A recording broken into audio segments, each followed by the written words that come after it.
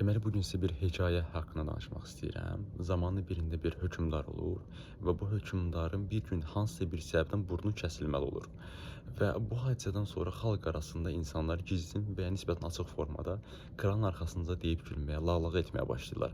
Və əlbəttə ki, bu kralın xətrinə dəyər.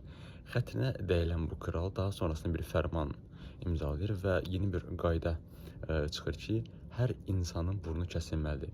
Hətta elə ki, yeni doğulan uşaqların belə burnu kəsilməlidir.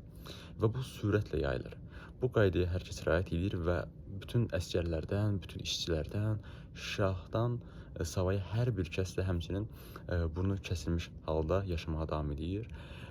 Günlərin bir günü başqa torpaqlardan bu diyarlara bir turist gəlir, bir xarici bir vətəndaş gəlir və normal formada ölkəyə daxil olur. Ondan sonra hər yoldan keçən bu insana baxıb deyib gülməyə başlayırlar ki, buna baxın, bunun burnu var, buna baxın, bunun burnu var deyə.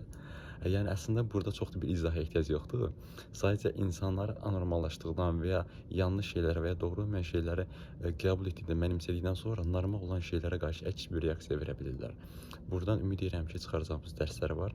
Mən çox uzatmaq istəmirəm və bunu lakonik halda burada saxlamaq istəyirəm. Ümid edirəm faydalı oldu. Hələlik.